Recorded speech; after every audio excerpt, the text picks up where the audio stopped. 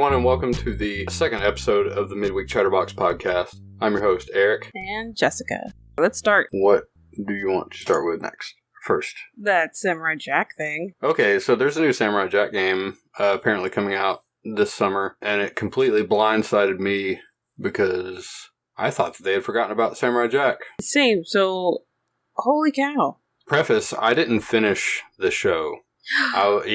Crucify me, please. I kind of want to. It's on my list, but ever since like season 5 came out, nobody really was talking about it. So I just assumed that it was a dead franchise. And then I saw the trailer for Battle Through Time this morning, and I about shit myself. I couldn't believe it. I just now saw it, and now that I'm thinking about it, I'm hoping that I saw everything. I'm pretty sure I did. It's been such a long time. I mean, I don't know. I probably got through season 3. Maybe I didn't finish season 3. I don't remember like the last thing that happened. So it's definitely something I need to catch up on before the game comes out, along with the million other shows that I need to catch up on. But the gameplay looks stellar, first of all. Oh, okay, so no, I guess the last season was like a couple years ago. Yeah, it's been a minute. And yeah, it's been a little while. Oh, well, then I need to watch those. Yeah. The last one I only saw the first 4 then, because I thought it was just done. Well, I think everybody did, and then I think I didn't know about season 5 until somebody was telling me about it. Oh, well, what the fuck am I doing not watching this? Yeah, I mean, I said the same thing, and I heard about it 2 years ago, and still haven't watched it because I'm terrible with time. It looks like it's going to span like early Samurai Jack and late Samurai Jack, where it like started to get gritty, like and more adult themed and oriented. Because if you look at like the latter part of the trailer, he's wearing that armor and he's got the beard, and it's apparent time that's passed through that. I did see it. And even in like the thumbnail for season 5 of Samurai Jack, he's got the beard, he's got the long hair, he's really pissed off looking, and he's covered in blood. So it does look really good. Yeah, I considering like the show was so graphic. Well, towards the latter half, yeah, like not like violence graphic, but I mean like graphic design heavy. Oh yeah. No, it's a beautiful show. I guess it's 3D, but they did a really good job about like keeping that style there. Are you talking about like from the trailer footage for the game? Yeah. No, it screams Samurai Jack.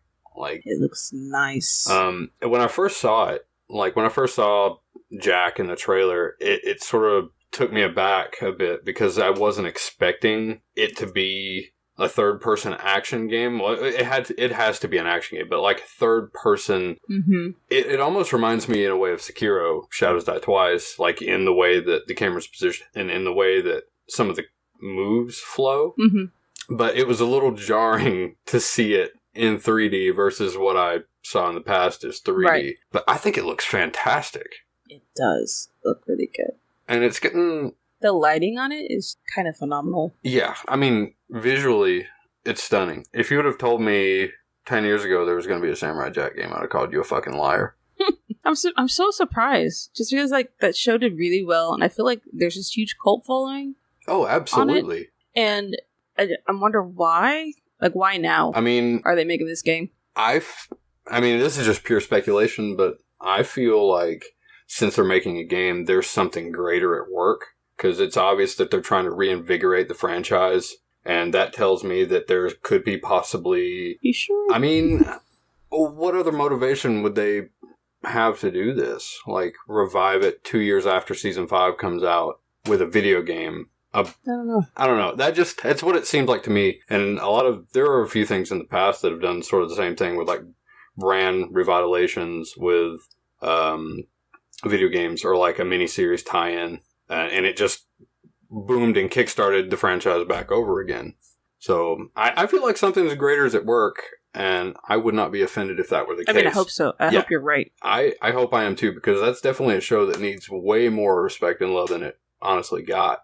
Because I remember watching that on Cartoon Network thinking he was walking through the forest and nothing was going on and it was very boring. It was very quiet, Mm. and like there was no speaking in it. And I remember watching it thinking, this is so boring. And then I just kept watching it. And like, I guess it was right when it first came out where like, I didn't know what it was about. I didn't know what was happening. But then I tuned in next week and I was like, okay, let's watch the show. Well, I feel like and it built up so slowly. Yeah, and I feel like that's the point, because if you go back and you watch like some of the older samurai films, they're like set up the same way. Like, it's a slow build up, getting you used to seeing these faces, and then all of a sudden the floodgates are let loose, and it's just pure action and combat and whatever throughout the rest of the movie. So it was very. I'm just surprised because that Cartoon Network, 2001? When did it first come out? I want to say it was like 2003, 4. Let's do that. What was... Oh, no. Yeah, so like Dexter's Laboratory and Powerpuff Girls, Samurai Jack, 2003. Hey. 2001. Oh. So it was 2001? That's what I have. And then, like, Ed and Eddie. The type of shows that were on that network, and then Samurai Jack was on there, didn't fit that. Oh, no. Like, it felt like... So I'm very surprised that even became a show. It felt like something that should have been, like, on Adult Swim. Yeah. Versus, you come home, get off the bus at 3 o'clock or whatever, and all of a sudden Samurai Jack was there slicing people in half. They couldn't have done that, no. Yeah. A sword? Fighting? Well, I mean... Blood? Dragon Ball Z was on... Like, after people got off at school, or off from school. And I think... Yeah, but there wasn't, like... That still wasn't, like... It wasn't made in America. So, like, it was just kind of altered. Well, I mean, it was altered in a way, but there were still just brutal fucking fights. Like, even for then, like, I remember being just flabbergasted at some of the stuff I saw from Dragon Ball Z, but then I was, like, a wee lad, so I wasn't used to seeing the carnage. But did you ever watch Mike, Lou, and Og? I don't know. I'd have to see it. Yeah, I don't think anyone saw it. Hold on, I'm gonna type. No, I've never seen this. Damn it! I love the show, and it feels like no one ever saw it except for me. Well, I mean, just from looking at it, like it wasn't phenomenal. Well, just from looking at some of these screenshots on Google Images, just looking at it and then knowing what my mindset was when I was a kid, I would have turned away from this because... Oh yeah, it's not great, and the flow of the show, there's a reason why it didn't last that long. Well, I mean, I was just on like... But I loved it. Pure violence. Like, that's what I wanted to consume, like, perpetually. Like, everything I wanted to see was violent. So no, this was boring. Yeah, I mean, I could probably sit and watch this now and then probably appreciate what it is because it's weird. I've got my fill of violence from being a kid. But yeah, I've never seen this. So what was it about? I feel like it's this girl who's from the future, but she's like stuck on this island. And it looks like there's like a bunch of natives or like cavemen. Maybe she's not from the future, but she's stuck on an island. It says 11-year-old girl from New York, an island princess, and a boy genius. Oh, okay. So she just wound up on that island somehow, I assume. Mm-hmm. Now she's stuck there, yeah. Oh, okay. It's not great. But I loved it. I mean, it looks very reminiscent to the animation style that Hey Arnold had. Mm-hmm. Like, a lot of the lines are the same, the noses, some of them are the same, the mouths are the same. Huh, that's wild. No, I'd never heard about that. Anyway, back to Samurai Jack. I'm super excited about it. Yeah, it's getting Xbox One, PS4, and Switch release, I think. I'll get it for the Switch. Yeah, same. I've been really just wanting to buy everything on the Switch. Yeah. It's such a convenient console. It is. Like... I think that too. I don't know. It's one of those things where, like, you want everything to come to Switch, but you know you can't have everything on the Switch. Mm-hmm. And that sucks because the Switch is so good. I wish I played it more. Yeah, I haven't really had the time. I keep buying games for it, but I never have the time to sit down and actually play many of them because most of the games I buy are JRPGs that require like 300 million hours of your life. I just can't do that anymore. I love them, but I just can't. Yeah, like today I bought Ni no Kuni: The Wrath of the White Witch on Switch. I want that. Yeah, I've never played the first one, I didn't either, but I saw someone else play it, and I was like, this is my game. Well, like, I didn't know Ni no Kuni was a thing until the second one came out. And, like, I mulled around on YouTube looking at reviews, and... How you spell it? Ninok. Oh, it's separate. Okay, got it. And then, like, I just fell in love with the way it looked. Like, it looked like a Studio Ghibli film. Is this the third game? Is this the third one? No, there is no third one. This is a... Oh, this is a port of the PS3 version. Oh. So, Ni no Kuni 1 and 2 are very, very different. Like, in some major respects. So, like I said, I've never played Ni no Kuni 1, but I've meandered around the internet enough to know pretty much what it's like. So, Ni no Kuni 1, it has like a Pokemon style to it, where you go and you collect these familiars. Mm-hmm. There's pseudo action / turn-based combat, so you can do this mid-fight. You can just stop and choose your attack. What was the first one for? Like you said, PS3. PlayStation? PS3, yeah. So that's why I never played it, because at the time I didn't have it. Yeah. I still don't. I mean... But I was like, that's the game for me. Like, Absolutely. If I would have known that it was a thing, like, I would have bought it. Like, but I didn't. I don't know. It just flew under my radar. But I bought 2, and 2 is really fantastic. I obviously have yet to finish it, but it's complete action combat. Like, there's not really any turn-based or collector-type mechanics in it. But the story is phenomenal. Like, so far, from what I've seen, it's really good. I want it. But yeah, and if I'm not mistaken, Studio Ghibli animated. Really? Yeah, the opening cinematic, and I guess some of the cinematics through the middle and end of the game. Because if you look at the trailer, it's unquestionable that that's Studio Ghibli. Yeah. It makes me think of this one game. Oh, I'm going to be looking for it forever. Hold on, my kiddo. So, there's going to be some more information about Samurai Jack at PAX East. Yeah, I read an article that said to look out for it for PAX East. That's really cool. That gives me another reason to actually want to watch PAX East. Yeah. But, so I gotta find this one game. I wonder if this game is going to be, like, in line with, like, chronologically the story of Samurai Jack, or if it's going to be its own thing. Because you can't really tell from the title, title or the trailer, but, like, the title would suggest Battle Through Time. He is technically battling through the future time. So I think I remember there being an element of time in this series, but I could be completely wrong. Well, it's been so long. He was, like, thrown into the future. So yeah. Yeah, I thought that was really interesting. Just taking in the future's perspective, like taking a literal fucking caveman and throwing him out of his element, and then watching Jack try to cope with not knowing what the fuck anything is. Like, I thought that was a really interesting concept, and they nailed that square away when you first see the opening or intro to the show. What's really cool is what I noticed from the trailer for the Battle Through Time Samurai Jack game is he's not just using his katana, he's using a whole mess of different weapons. Like, I saw him like a gun. Yeah, like, he's got a mallet, he can use a trident, like, a gun. Like, that's kind of neat, because we never really, well, at least from up to where I've seen, we never really see him really use anything else other than his katana. So, it's cool they're trying to incorporate more variety instead of just relying on one single weapon throughout the game, because I feel like in an action-oriented game like the way it looks, using the same weapon over and over could become potentially boring. The same animations and whatnot. I'm just kind of stunned that they're making a game. That it exists.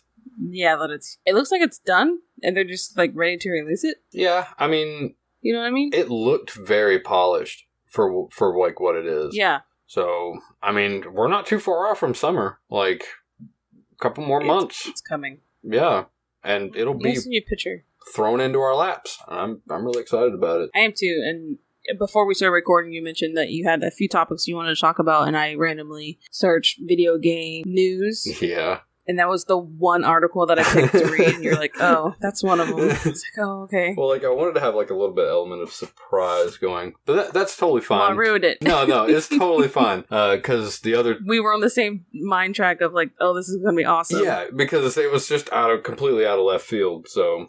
Yeah, it is. But we're already, like, are willing to buy it right now. I mean, Adult Swim games, like, they've released some really cool shit in the past. Yeah.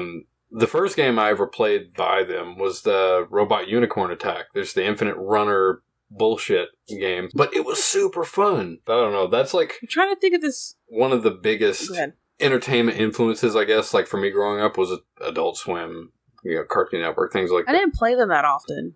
I would check them out because they were like, they had a lot of like, I don't know, a lot of people liked them. So I would check them out, but I just never stuck to any of them. Oh man, the one thing that like hooked me in straight away was it had Dragon Ball. Like I started watching the original Dragon Ball on Cartoon Network, and then like I realized like as soon as when it started getting into like they were airing Dragon Ball Z too, I was starting to stay up a little later and a little later and a little later, and then I was like, Adult Swim, and they're like they were advertising like adults only, blah blah blah, like you got to be a grown up to consume this content. And the longer I stayed up, I noticed that like. There's anime playing. There's things that I've never seen before. There's Fooly Cooly, Cowboy Bebop, Samurai Champloo.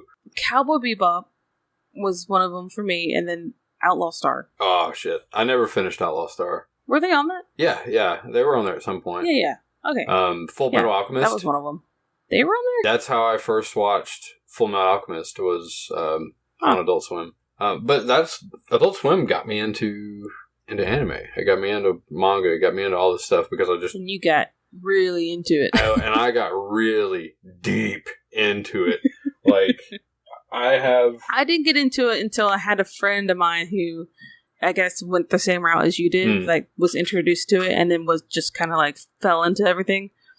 And then they have really good taste in it, or like were able to like show us like just ones that we would want to watch, or like that were easier to watch, and then he just kept showing us like different kinds, and that's how I got into anime. But now that we don't hang out as much, I don't watch it as much as I want to. I still watch it like almost constantly. I would love to.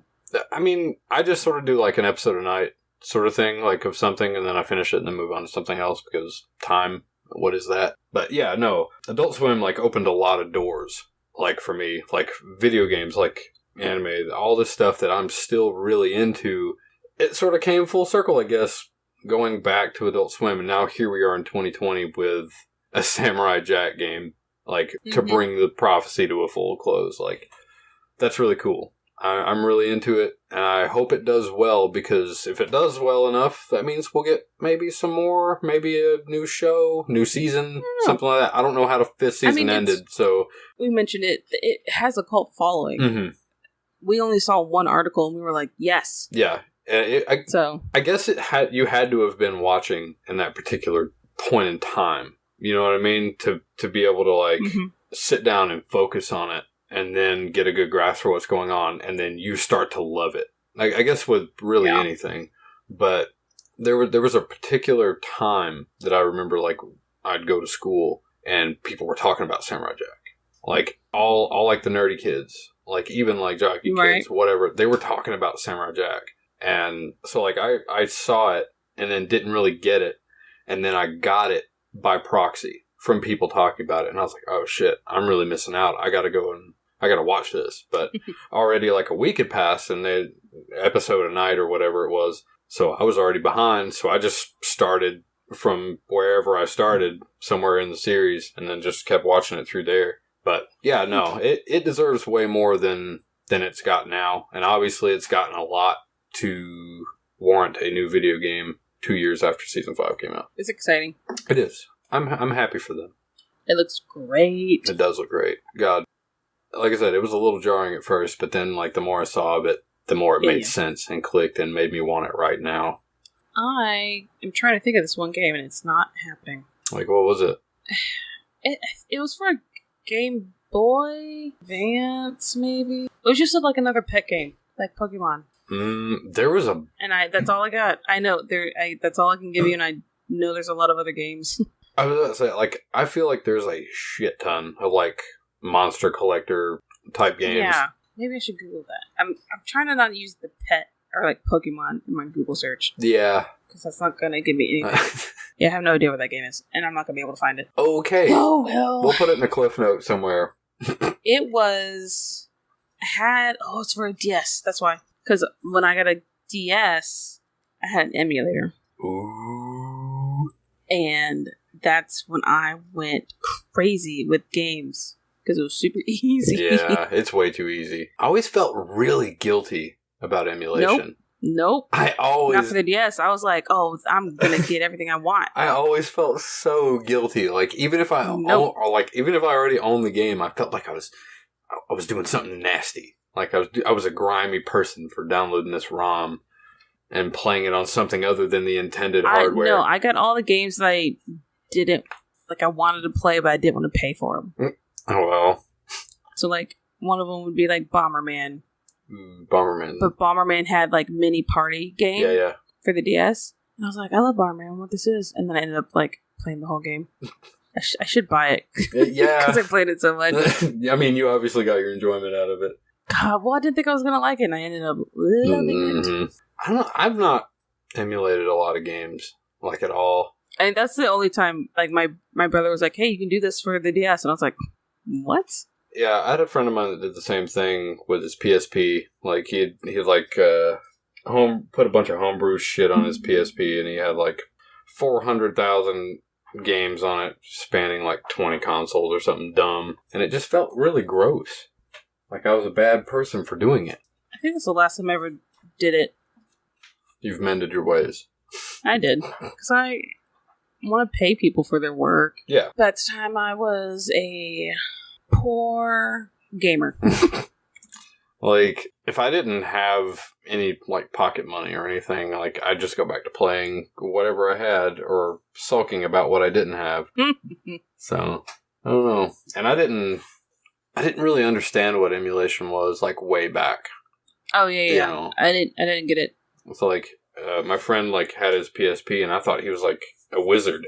Like, I thought it was, like, some sort of convoluted process to get all these games or whatever on there. So, like, it seemed like a lot more work than it had to be. So I was already turned off by it because it seemed like a lot of work. And I'm, like I said in the previous episode, habitually lazy. I never really wanted to get into it. And then later on, I found out how easy it was. And I was like, this is dangerous. I don't need to be doing this.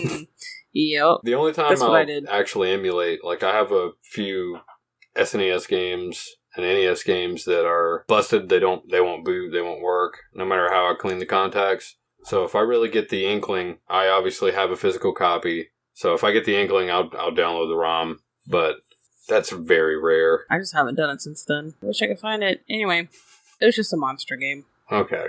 Well, it was great. I'm glad you brought that up because that's a good segue into the next thing I want to talk about. Okay. There's this game, and it's gotten pretty popular here in the last few months. It's called Temtem. Yeah. Okay, let's talk about Temtem. All right, so we're going to talk about Temtem. Brandon bought me Temtem. Oh, did he?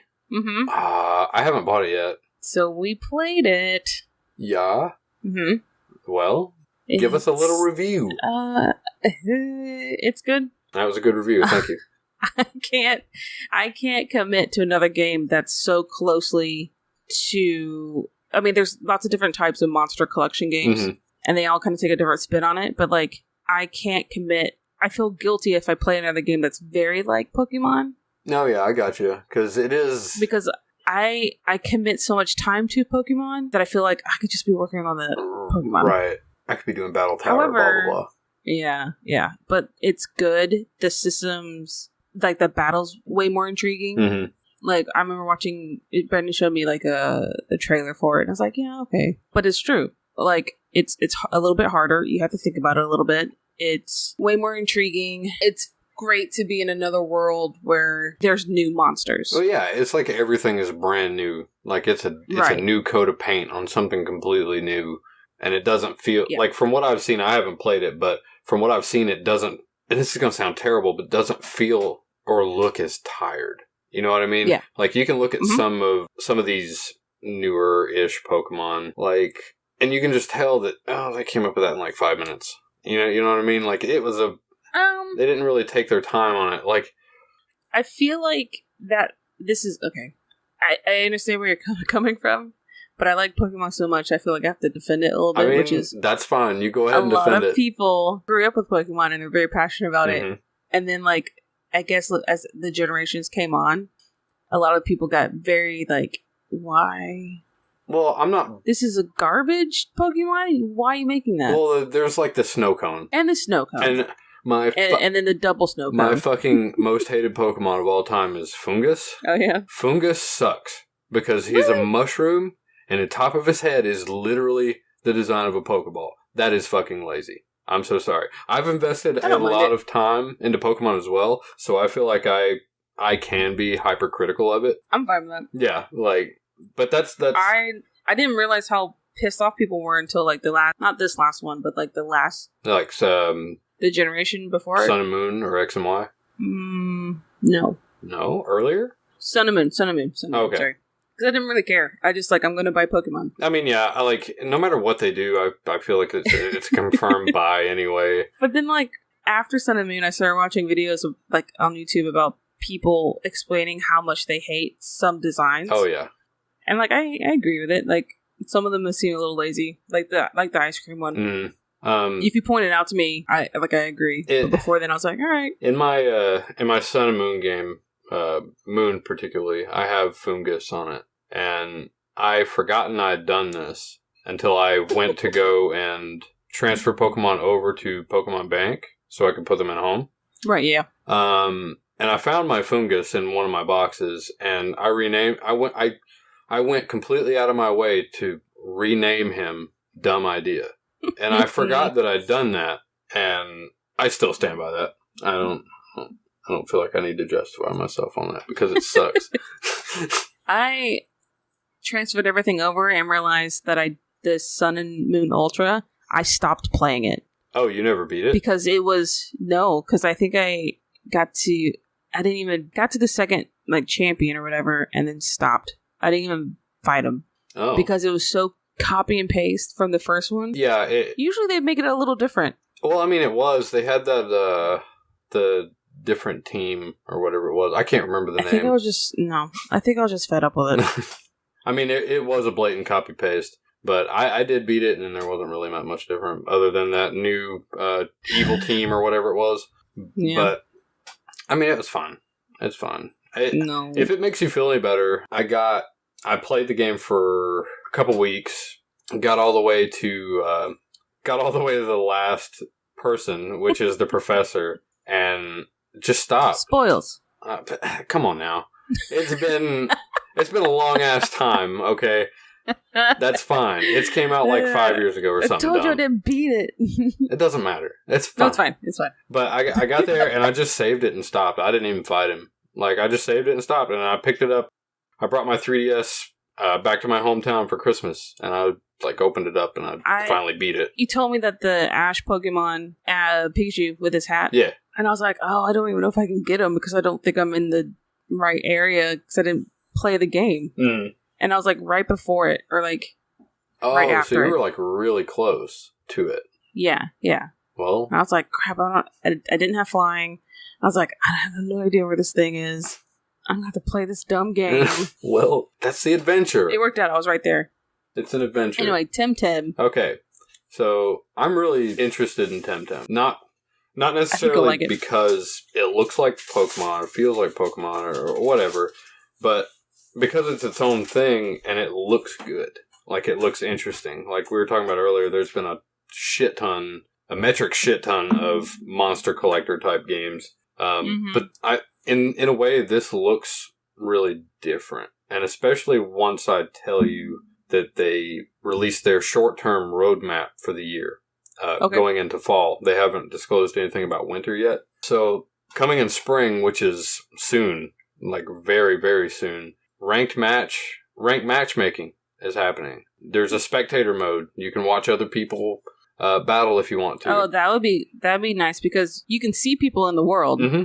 You can see them that they're in a battle. Yeah, and I feel like there's going to be like a prompt. Like if you see them in the battle, you can walk up to them, hit whatever button. That would be cool. And then that would add a lot to it. Yeah, so it would be like old like Counter-Strike. When you die, you can spacebar and spectate the other people fighting. Mm-hmm. They're adding in-game chat and chat bubbles as well, and club management, which I'm assuming is like guilds. I don't know. I'm not sure. That sounds like a guild thing, or a guild system is club management. But that's just spring. That's a lot of shit. It is. in a very short amount of time. Playing it like a couple weeks ago, it's really well done. It looks like it. Like already. It looks very polished. And the battle system's really fun. It's just way more intriguing. Like I hate battling in Pokemon. Why?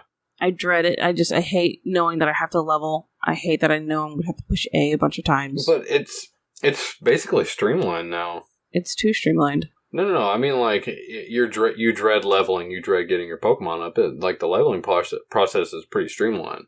Yeah. Like, your team levels with your lead Pokemon, basically.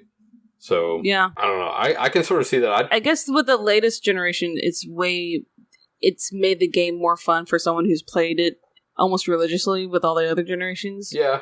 That I don't mind. I feel like they sort of like streamline the leveling process because they realized that a lot of their customer base are young adults, older adults, who don't necessarily... I've been doing it forever. Yeah, who won't necessarily have the time that too, yeah. to sit down and fucking level each Pokemon in your party like I tried to do a couple months ago back in Crystal.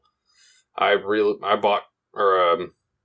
up Crystal again. It's so hard to go back. And it was the hardest thing I've ever done, is try to level individual Pokemon. But I did get to Suicune and then stopped. Because I was just like, no, I don't have the time for this. I've been playing this for like 2 weeks and I just can't. In summer 2020, there's going to be a new island added. I don't know what that means. There's going to be 25 new Temtem, so new monsters are coming. The big one, in my opinion, out of all of this, player housing. Really? So they're going to be apparently adding player housing in one of the summer updates. That's a big... that's a tall order. That's a big thing to do. Yeah. That's a tall order. Because, I mean, World of Warcraft couldn't do it. You know what I mean? Like, were they going to? They wanted to so bad. And... Oh, I guess they did, like, you have your, like, little town or whatever. Yeah, your garrison from Warlords of Draenor. And then you had, like, order halls, like Legion. Yeah, they were going to put player housing in, like, I think as early as, like, Burning Crusade or something like that. And they were and they were just like, we can't do this. There's no way. And so then, it's hard. Then I guess the remnants of the housing system they tried to work on got implemented into the garrison in Warlords of Draenor. But if they can pull off player housing, that's going to be super dope. And I've got a little screenshot here. I don't see, like, why, though. What do you mean, why? Like, why? Like, what's it gonna do? I mean, it'll add, like, another layer onto the game. Like, you can focus on... If you're not wanting to go out and particularly, like, level your Temtems or battle or other players or whatever, this gives you another layer to the game. So you can sort of, like... This is your own space. You can customize it any way you want, put down whatever you want. That's the appeal I get from... And I'm just gonna say it. I'm not gonna talk any about it. But that's the way I feel about Animal Crossing. Like, that's my favorite part, is customizing my house and making it look as cute or ugly as I want. Right. So I like that too. That's one of my favorite things. That's probably the only thing I do in Animal Crossing. Yeah, same. But that gives it But I don't see what it's going to do in Temtem, though. Is it just going to be like another... You're just decorating your house? Yeah, I mean, I'm sure there's probably going to be some bonuses or whatever, like set pieces. Like, you get a whole set, you get a bonus sort of thing. I'm sure there's going to be something like that. It would be kind of foolish not to. And I'm sure you can let certain Tems go inside of the house and just let them live there.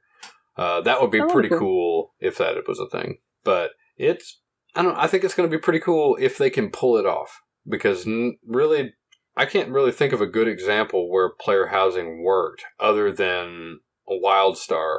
It was just a MMO, Carbine Studios, a bunch of ex-Blizzard employees that is now defunct, which sadly, but they had a brilliant housing system where you could literally make whatever you wanted inside your little space. That's the only MMO I've ever played that got it right, in my opinion. So if what this little screenshot here I'm looking at looks like is it looks very reminiscent of your house in Animal Crossing, where like you can sort of like place and move to your liking. Climbing gear, interesting. Whatever that means. I guess you're going to be able to climb stuff. They have it set up that you can climb, but you can't use them. So, like, is it just like traversing the terrain? Yeah. Okay, so it's like the bikes from like Ruby, Sapphire, and Emerald, where like if you got the speed bike, you could climb up dirt walls or whatever it was. So that's kind of cool. Have you you haven't bought Tintin. No, not yet. I plan to, though. Do you want to? Yeah, I plan to. I'm totally into this type of shit. Like, anyways, like, we're talking about... It's cute. I bought Ni no Kuni 1. Like, that's a big part of that game. Like, I'm really invested in monster collecting or familiar collecting, if you want to get technical. Did you play... here's another monster game I played that I can't remember. Crap. It was during the time where we were working together. Oh, so it was... And are you talking about... It's like an Asian game. You might even told me about it. Yokai Watch? Nope. No? And they're like demons and angels. Shit, I don't know. Oh my god. No, I have no idea. I can't remember. I'm not Googling the right things. Wow. What are you trying to Google? Like, what are your keywords? It's a black and white box. Okay. I'm not Googling that. I'm Googling like, because it was Demons and Angels monster collection game. I don't know, man. That sounds like Yokai Watch. It's not. Because I hate that character. Yeah, it sucks. It really sucks. A lot of the yokai, though, look pretty cool. Like, some of the designs for the yokai are pretty nice. But, yeah, the overall, like, characters, like the main characters, are just terrible. They're basically like what Beyblade's characters were from the anime. Yeah. They just looked like shit, and everybody knew it. Mm-hmm. Yeah, I saw it on the box, and I was like, nope. Nope. You're not cute. I won't play you. Yep. Yeah. No, I don't remember. Shin Megami Tensei. Oh, Shin Megami Tensei. Yeah. Okay, so that game. I've never played any of those games. Oh, well.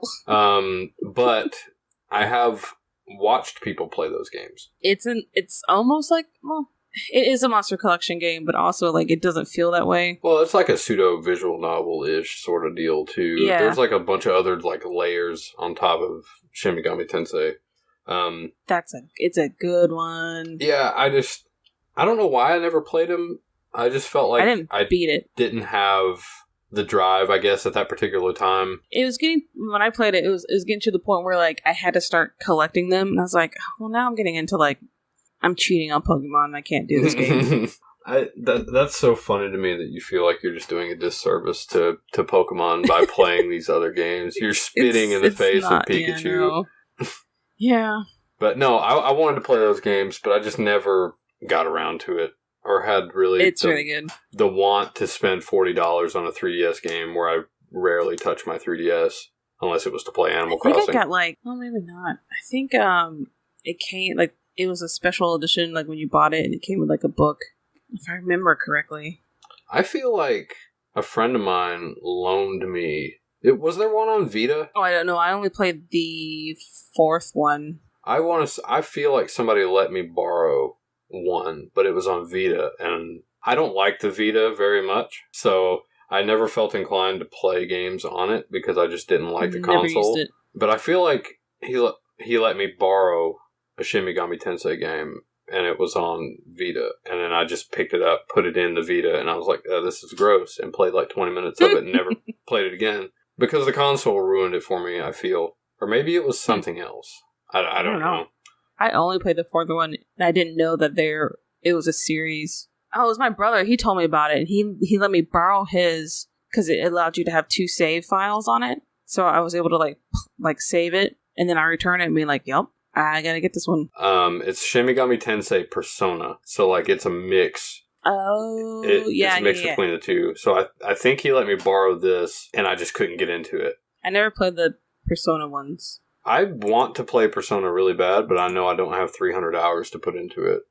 Is that the one where, like, it's like the outcome changes, and it really...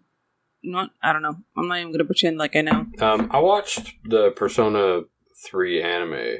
The same friend let me... he let me borrow his Blu-rays, and I watched it. It's just basically like this group of people, and I guess it's like channeling like spirits or whatever, personas as they call them, and then they summon them, they're a part of their being, and they react as the kid or person reacts. So like they fight with them or send them to fight. It's pretty good. It's pretty good. One of my favorite characters is Teddy. It seems like it's a part of that other one. What? It's like a branch off of Megami Tensei or whatever, Tensei. Whatever. I mean... Is it in the same world? I don't think so. I think they're two separate entities, but that was like a collab game. Because I believe that both of those are made by Altus or Atlas. Mm-hmm. I think both of them are. Mm-hmm. So they do a lot of collabs, I believe. Like the bunch of the Persona characters are in Blaze Blue Cross Tag Battle, which I play a lot of that. So like you can play as like 7 or 8 of those characters or something like that, and they're generally pretty fun. But I don't know a lot about it. Like I just know what I've seen from that Persona 3 anime, and I don't. Yeah, I never played it. From everything I've seen on it, like it just looks like a turn-based RPG, but with like extra layers on top of the combat. Then those extra layers look really good. So, but that's as far into the gameplay as I know. Like, I know there's more to it, but I haven't personally played it. So, at the risk of making myself look like an asshole, I don't want to talk about that particular thing anymore because it's such a big thing. And that's fine. I'm really just wanting Persona 5 to come out on Switch. That way I can just play that and be done. But I feel like that's a long ways off. Oh yeah, we still got a few more things. Emotes, version 2. So there's going to be some visual emotes coming to Temtem. And then fall 2020, another new island, 25 more new Temtem. The first mythical Temtem, so I guess their version of legendaries. In-game tournaments, that's going to be super cool. That'd be cool. That's going to be super cool. Especially if you're going to be able to like spectate the tournaments. That's going to be fucking cool. There's going to be a quest diary, so like I guess a quest log for side quests and whatnot. And then achievements. So I don't really personally care. I'm not an achievement hunter or whatever. But if the particular achievement will like give you something for doing the thing, then I'm pro achievements. Yeah. But that's the spring, summer, and fall roadmap that they've released. So that's a lot of content for the first little bit of the game so far. So that's like 6 months of content staggered out. And they're just setting themselves up for like more success down the road too. Oh, absolutely. I bet you they have the next like 5 years laid out, probably. Because it's good. It's a good game. People have been screaming for, and I know we've mentioned Pokemon a lot, where I probably honestly shouldn't have and should be treating this like its own thing. People have been screaming for a Pokemon MMO forever. Yeah.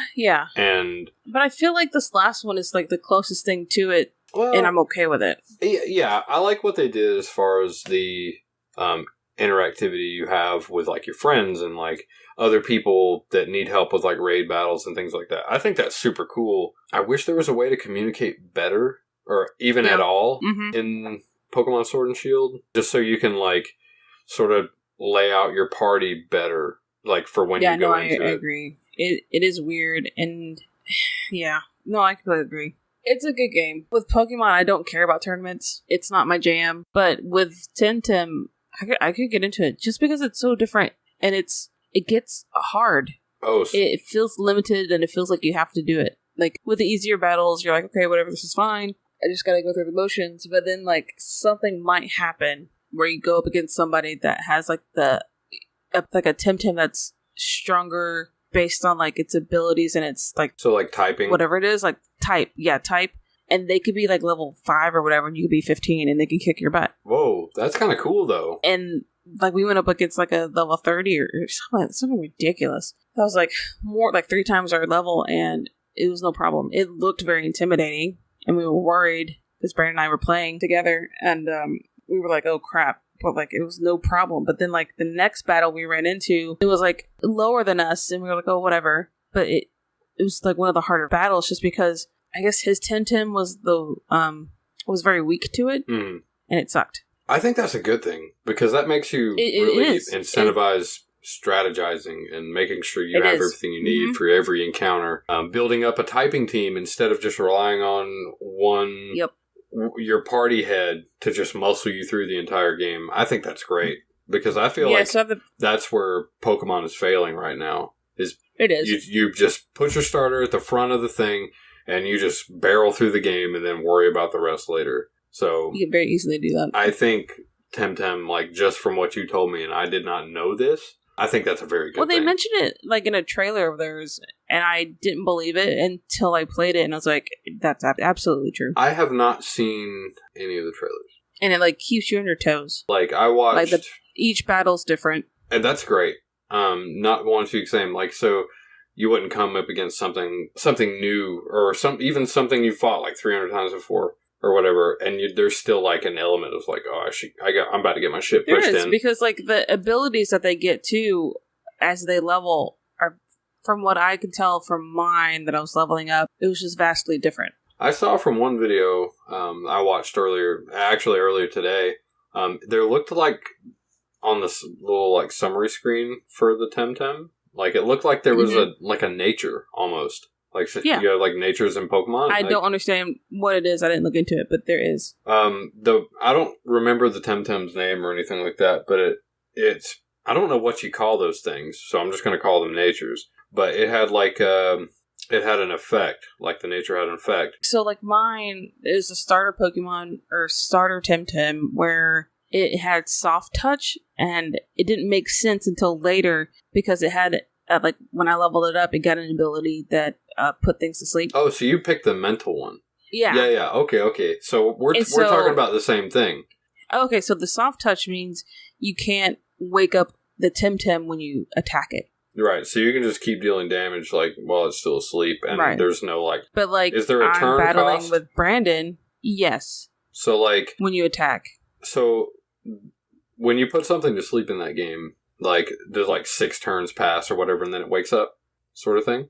Oh, I don't know. We never got that far because Brandon's Temtem would wake it up. Oh, okay. So I never used it. I think I used it once where I was like, "Hey, I'm going to put this one to sleep because we're in trouble." Right. And he's like, "Okay." And that was kind of weird because you have, like Pokemon, you have 6 slots. Right.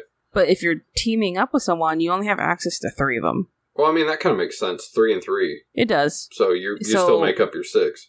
You have to like strategize your own 3 with their 3, and then we have found out like if I think it was his died and he accidentally pulled out one of my Temtems. Oh, so the other person can pull out yours?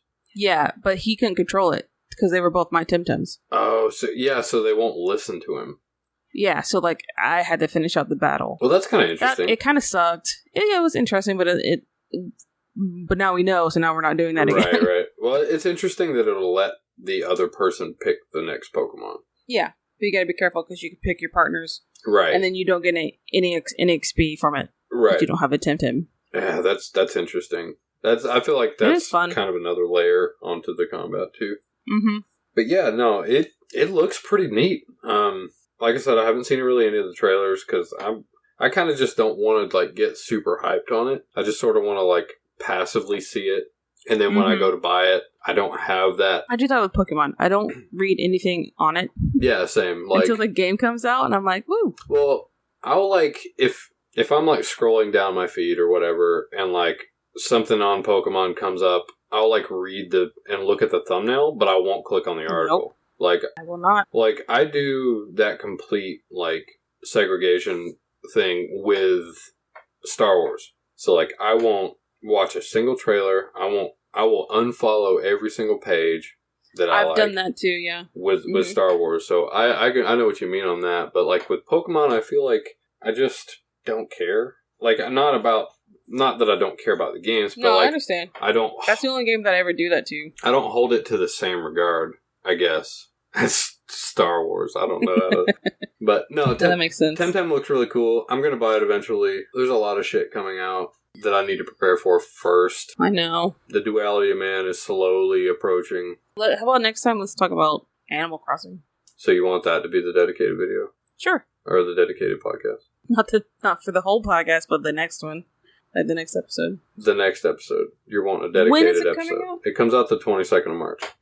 So we have we have 22, 23 days? We'll pick one of them.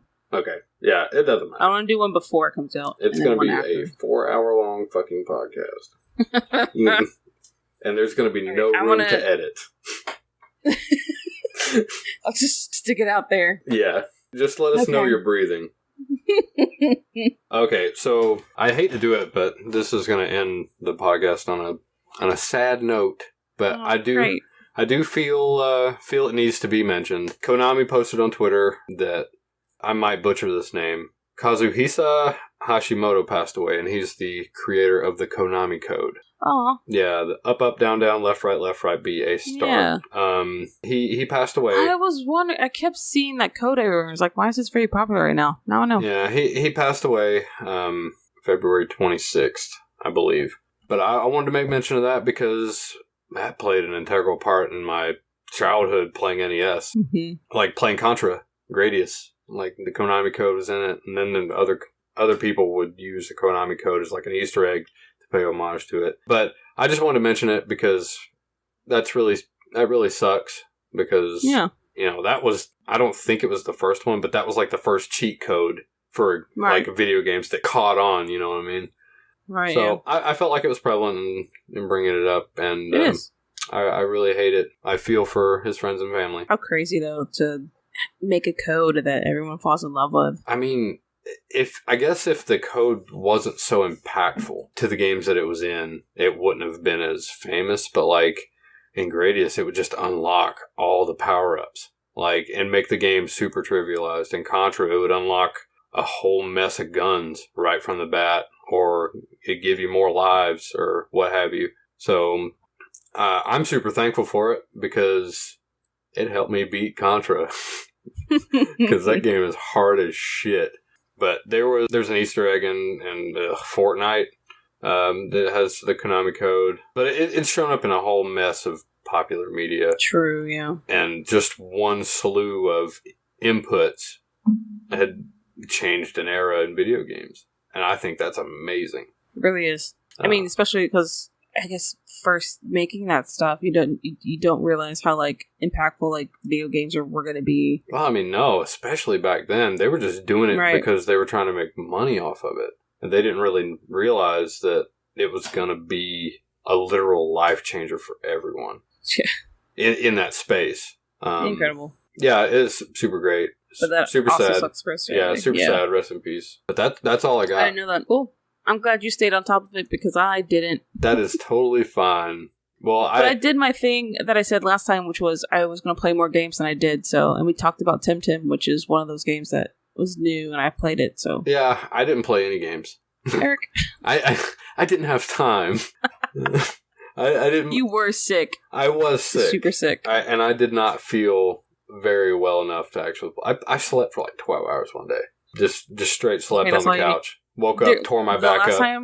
The first and last time that I had the flu was I first taught kids, and it was like I was teaching them for a week, I was off for a week, and the next week I taught them again. I guess they were sick, and they're like touching the mouses and the keyboards and stuff. Gross. And I came in after them touching them, not thinking and not like sanitizing my hands or the keyboard, whatever. No. I came home on Friday, and I was like, I'm gonna lay down.